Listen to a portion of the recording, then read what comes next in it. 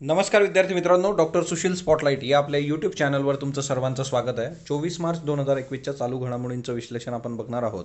तत्पूर्वी doctor Sushil स्पॉटलाईटला टेलिग्रामवर follow करण्यासाठी डिस्क्रिप्शनमधली link तुम्ही वापरू शकता. बऱ्याच विद्यार्थ्यांचे मेसेजेस आहेत एसेच्या संबंधी की एसे रायटिंग राज्यसेवा मुख्य परीक्षेकरता. तर एक 2 ते 3 दिवसामध्ये आपण त्याचं स्ट्रक्चर घेऊन येऊ. ज्या लोकांनी आधीच्या मॉड्यूलमध्ये म्हणजे सहभाग घेतला होता पण तिच्यातल्या बऱ्याचशा लोकांनी दांड्या मारलेल्या आहेत, तर त्या लोकांनी सुद्धा त्यांचे एसे सबमिट करा जर काही राहिले असतील तर. तर तेही आपण या याच्यामध्ये चेक करूयात परत एकदा. सो तुमच्यापैकी जर कोणी तसे लोक असतील तर तसा सेपरेट मेसेज प्रत्येकाला जाईल बघा, ज्यांनी आधी सबस्क्राईब केलं होतं एसेसाठी. सो आता हे 3 देश बघा. एक तर वेस्ट आफ्रिकेमधले हे 3 देश आहेत जे न्यूजमध्ये आहे. एक आहे नायगर, दुसरा आहे बुर्किना फासो आणि तिसरा आहे माली. सो एकंदरीतच west African, okay, Niger, Burkina Faso आणि माली हे 3 देश लक्षात घ्या.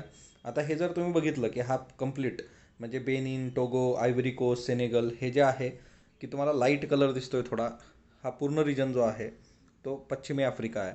आणि एकंदरीतच हे जे आहे चाड असेल, कॅमेरून असेल, गॅबॉन असेल, हा डार्क कलरमधले हे जे देश आहेत सगळे, तर हे सगळे देश जे आहेत ते मध्य आफ्रिकेचा भाग आहेत. सो एकंदरीतच हे जे 3 देश आहेत जे मी तुम्हाला सांगितलं की हे न्यूजमध्ये आहेत, हे का न्यूजमध्ये आहेत? नायगर, बुर्किना फासो आणि माली इथं इस्लामिक एक्स्ट्रीमिझम जे आहे ते मोठ्या प्रमाणावर वाढलेलं आहे आणि त्याच्यामुळे मोठ्या प्रमाणावर एक्स्ट्रीमिस्ट इस्लामिक गटांद्वारे इथं हिंसाचार केला जातो आणि त्याच्यामुळे नायगर असेल, माली असेल, बुर्किना फासो असेल, या 3 देशात मोठ्या प्रमाणावर हिंसाचार सुरू आहे. मग इसिस आणि त्या सगळ्या गोष्टी. आता याच्यामध्ये एक महत्त्वाचा मुद्दा आहे, जी न्यूज आहे ती नायगर संबंधीची. पहिली, नायगरच्या नवीन अध्यक्षांची निवड झालेली आहे बघा. फेब्रुवारी 2019मध्ये नायजरमध्ये ज्या काही निवडणुका झाल्या होत्या तिच्यामध्ये त्यांनी आता मोहम्मद बाझूम यांना नवीन अध्यक्ष म्हणून निर्वाचित केलेलं आहे. 2 एप्रिल 2021 पासून ते सूत्र हाती घेतील. सो नायजरचे नवीन अध्यक्ष मोहम्मद बाझूम जे आहेत, तर नियुक्ती एक लक्षात ठेवा. आता इस्लामी बंडखोरी जी आहे नायजरमध्ये त्याच्यामुळे अशांतता आहे तिथं. आणि तिथं जर तुम्ही बघितलं शोएबाऊन झामोरदार नावाचं रिजन आहे, तिथं जानेवारीत 100 लोक मारली गेली होती, 21 फेब्रुवारीला 66 जण, 23 मार्च रोजी 137 लोकांची गोळीबारात हत्या करण्यात आली. सो दर महिन्यामध्ये हा हिंसाचार नायगरमध्ये सुरू आहे. त्याचं रिझन असं आहे की एकंदर नायगर असेल, बुर्किना फासो आणि माली या पश्चिम आफ्रिकी देशांमध्ये इस्लामी दहशतवाद जोरात असून आयसिस, अल कायदा यांनी आतापर्यंत हजारो लोकांना ठार केलेलं आहे. सो हे 3 देश लक्षात ठेवा. मॅप तुम्हाला दाखवलेला आहे. जी व्ही रामकृष्ण, वय वर्ष 91, सेबीचे दुसरे अध्यक्ष आणि सेबीला आवश्यक तो आकार देण्याचं जे काही श्रेय जातं ते जी व्ही रामकृष्ण यांना होतं. जी व्ही रामकृष्ण यांचा जो कार्यकाळ आहे तो 1992मधला आहे की ज्यावेळेस सेबीला वैधानिक रूप प्राप्त झालं होतं. म्हणजे सेबीची स्थापना जी आहे ते 88, पण नंतर कायदा करून मग वैधानिक याच्यामध्ये सेबी आलं. तर त्यावेळेस सेबीचं नेमकं रूप काय पाहिजे, सेबीमध्ये कुठल्या रिफॉर्मची गरज आहे, त्या सगळ्या गोष्टी खूप प्रॉपरली करणारी व्यक्ती म्हणजे जी व्ही रामकृष्ण. यांना सेबीचं जनक असंही म्हटलं जातं. आता सट्टेबाजीच कारणीभूत ठरणाऱ्या बदला व्यवहारांवर त्यांनी बंदी आणली होती आणि एकंदरीतच म्हणजे व्यवस्थेला पण कठोर निर्णय घ्यायला भाग पाडणारी व्यक्ती म्हणून जी व्ही आर यांच्याकडे बघितलं जातं. यांना जी व्ही आर असं पण म्हटलं जातं बघा, जी व्ही आणि रामकृष्ण तर आर. ओके. निर्गुंतवणूक आयोग जो आहे त्याचे ते पहिले अध्यक्ष होते. निर्गुंतवणूक आयोग सध्या खूप चर्चेत असतो बघा. डिसइन्व्हेस्टमेंट म्हणजे सरकारी जी काही मालकी आहे ती कमी केली जाते, डिसइन्व्हेस्टमेंट. सो त्याचे पहिले अध्यक्ष ते होते. त्यांचं आत्मकथन आहे बघा, 2 my experiences in government. Okay. So 2 my experiences in government हे त्यांचं आत्मकथन लक्षात ठेवा. 4 पंतप्रधान पाहिलेली आणि 50 वर्षांची त्यांची कारकीर्द आहे. सो मोठा माणूस आहे जी व्ही रामकृष्ण, लक्षात ठेवा. त्याच्यानंतर मग आता इथं एक मुद्दा लक्षात ठेवायचा बघा. आता इथं सेबी आला आहे. आपण सेबी इतक्या वेळा डिस्कस केलं आहे. सेबीची स्थापना 88, मग त्याला वैधानिक रूप 92. सेबीचं कार्य काय आहे तर गुंतवणूकदार जे आहे त्यांच्या हिताचं रक्षण करणं हे सेबीचं काम आहे. मग तुम्ही ही गोष्ट लगेच इकॉनॉमीच्या बुकमधून वाचणं गरजेचं आहे.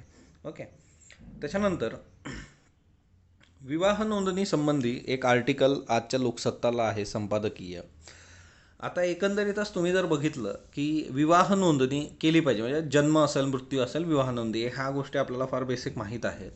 याची का गरज असते ना, म्हणजे साधी गोष्ट आहे की तुम्ही कितीतरी केसेस, आता मध्यंतरीच्या काळात एक हिंदी चित्रपट पण आला होता की एका व्यक्तीला आधीच मृत घोषित केलेला आहे, पण मग तो ती सगळी प्रोसेस वर्क करतो आणि ज्याच्यामध्ये मग सगळं की मी जिवंत आहे बाबा हे दाखवण्यासाठी, आणि ती भारतातली फार महत्त्वाची चळवळ पण ठरली होती मधल्या काळामध्ये.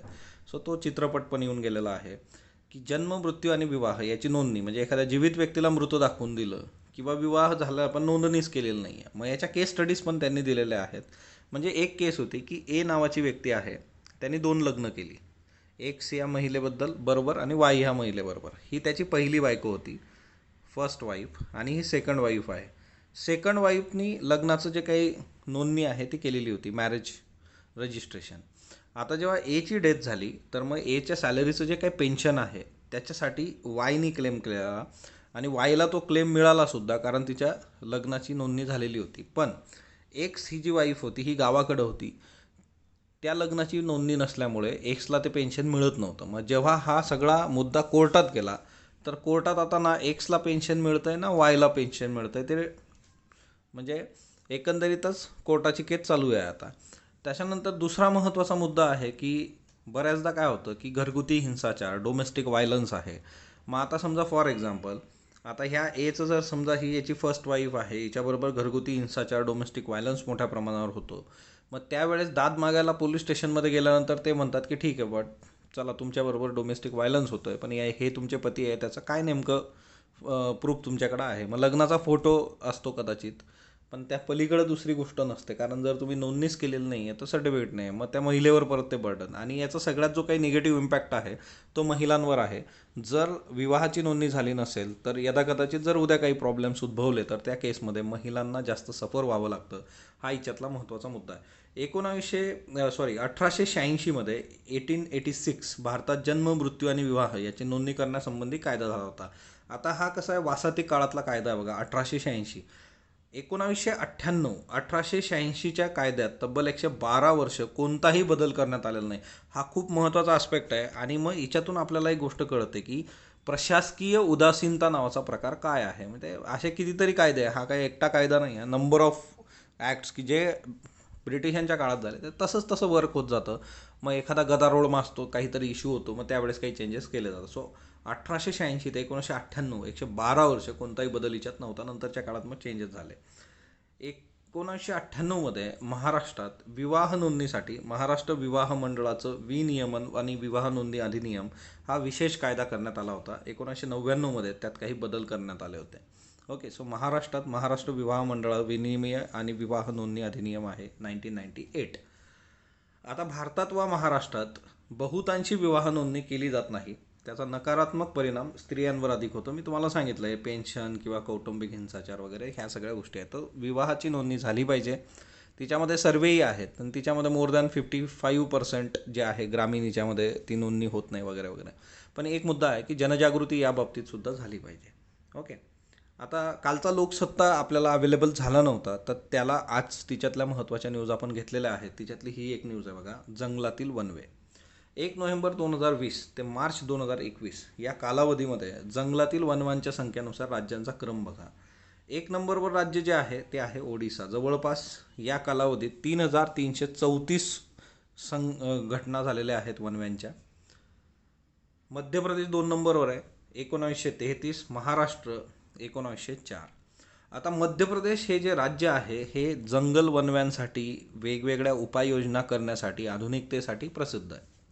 तरीसुद्धा तिथं 1933 वनवे लागलेत. म्हणजे त्यांच्या ज्या काही उपाययोजना आहेत त्या खूप काही प्रॉपरली वर्क झालेल्या नाही आहेत. महाराष्ट्राने आतापर्यंत वन आणि ते संवर्धन वनवे याच्यासाठी जवळपास 1000 समित्या स्थापन केल्या. म्हणजे काय की फॉर्मॅलिटी आपण करतोय की त्या समित्या स्थापन करायच्या, होत काही नाही त्याच्यातून. आता वनवे लागण्याचं काय आहे ना की एकतर वाढणारं तापमान, ग्लोबल वॉर्मिंग. भारतातलं तापमान 40°C पोहोचण्याआधीच संपूर्ण जंगलाला लागणाऱ्या आगीचं प्रमाण मोठं आहे. म्हणजे तुमचं 40°C तुमचं तापमान जातं आणि त्याच्यातच जंगलाला जे काही आग लागते त्याचं प्रमाण मोठं आहे. मग जंगलातील वनवे आणि त्याचा परिणाम काय होतो, वनव्यामुळं जंगल क्षेत्र घटतं. ऑब्वियस आहे, जळून खाक होणार, जंगल क्षेत्र कमी होईल, जैवविविधतेची प्रचंड हानी होते. ही आपण ऑस्ट्रेलियात बघितलेली आहे. कंगारू, कोआला है ना, प्राण्यांचं सगळी जी काय जीवितहानी झाली होती. उपाययोजना काय आहे की वनवे आटोक्यात आणण्यासाठी अर्थसंकल्पात आर्थिक तरतुदीची आवश्यकता आहे. ह्या सगळ्यात बेसिक आहे. तुम्हाला काही करायचं असलं तर पाहिजे पैसा. सहभागातून वनव्यांचा प्रतिबंध करता येईल. आणि सगळ्यात महत्त्वाची गोष्ट की लोकांना बरोबर घ्या. जसं काल आपण एक स्कीम बघितली होती की ज्यात जे काही पावसाचं पाणी आहे ते थेंबानी थेंब आपल्याला साठवायचं आहे, ते वाया जाऊ द्यायचं नाही आहे. आणि याच्यामध्ये लोकसहभाग हा महत्त्वाचा मुद्दा होता, है ना. आता पुढचं जे आहे सागर सरहदी. ओके, ही पण कालची न्यूज आहे बघा. आता सागर सरहदी कोण होते? कथा, पटकथाकार आणि दिग्दर्शक.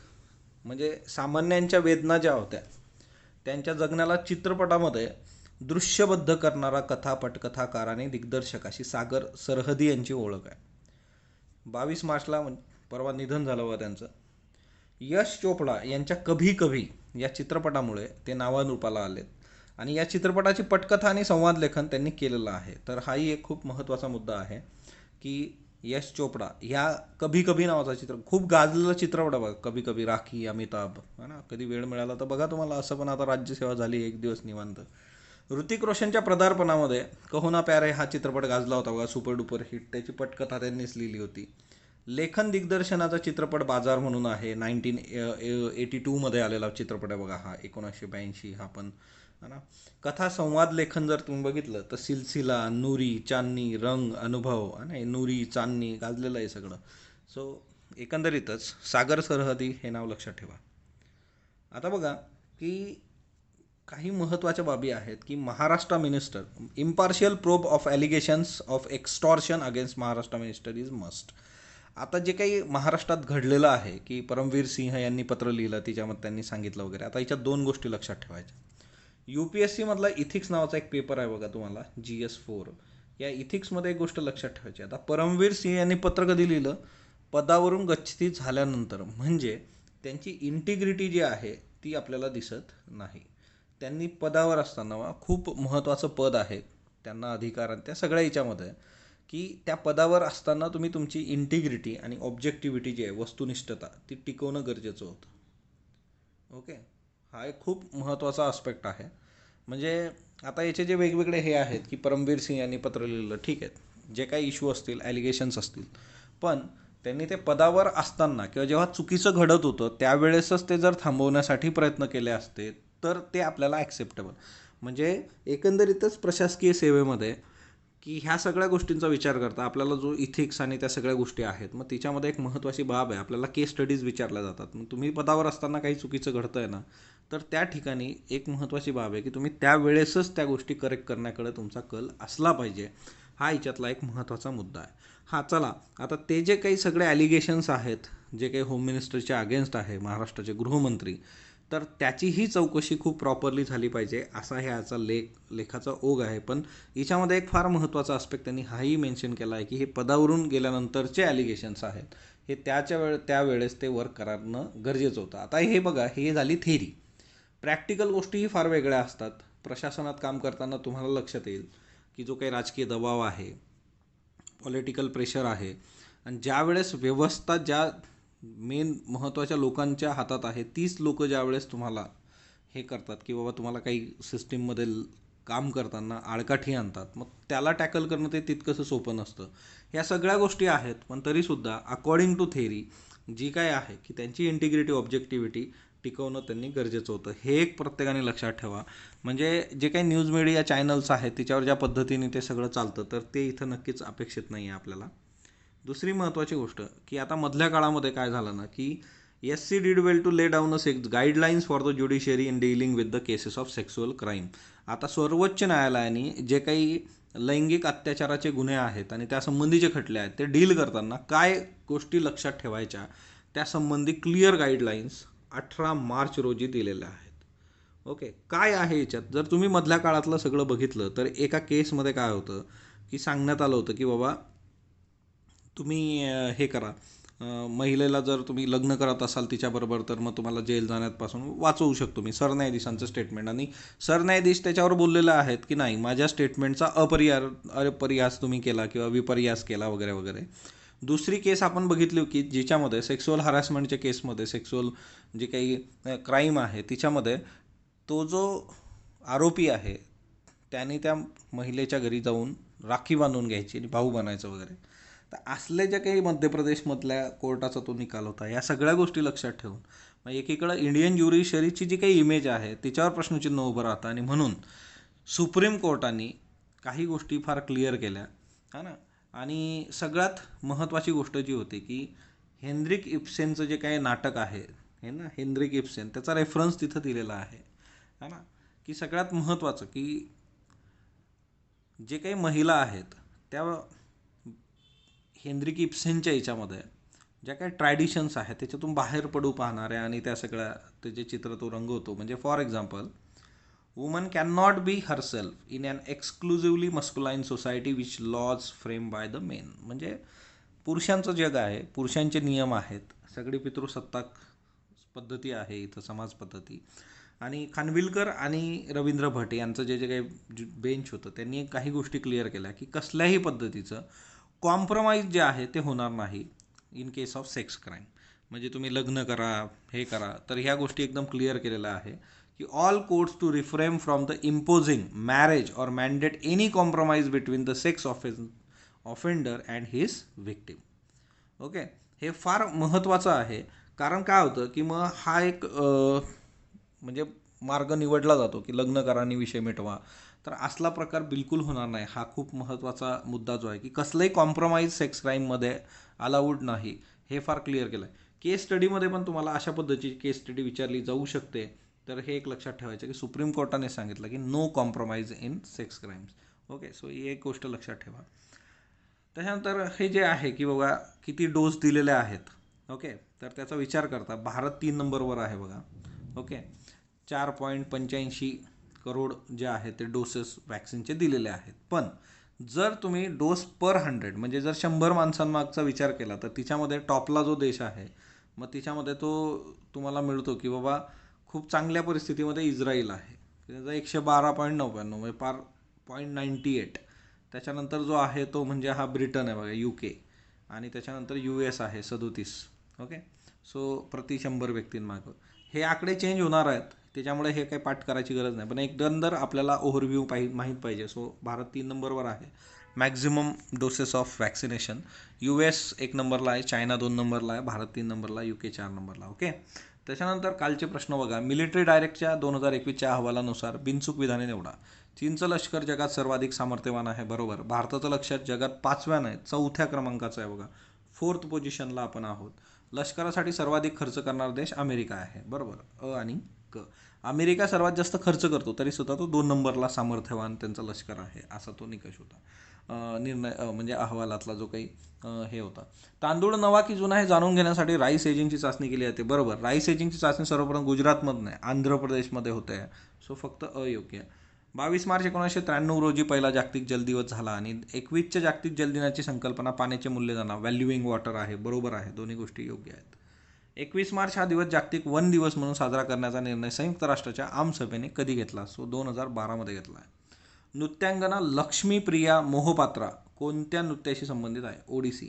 ओके, भारत आंतरराष्ट्रीय पल्सर कालमापन रचना गटाचा सदस्य बनला, बरोबर. आणि गुरुत्वीय लहरींचा ते शोध घेतं. दोन्ही स्टेटमेंट योग्य आहेत. आजचे प्रश्न बघा. 67व्या राष्ट्रीय चित्रपट पुरस्कारांबद्दल बिनचूक नसलेली विधानं निवडा. भोसले चित्रपटात सर्वोत्कृष्ट चित्रपटाचा पुरस्कार मिळाला. कंगना रनौतला सर्वोत्कृष्ट अभिनेत्रीचा पुरस्कार मिळाला. सर्वोत्कृष्ट अभिनेत्याचा पुरस्कार विजय सेतुपती यास मिळाला. फक्त ब क, अ क आणि अ क.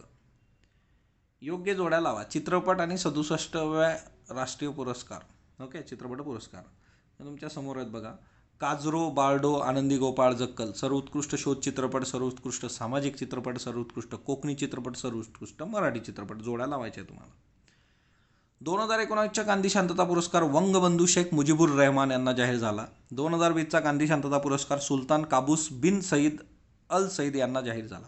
फक्त अयोग्य, ब योग्य, अब योग्य यापैकी नाही.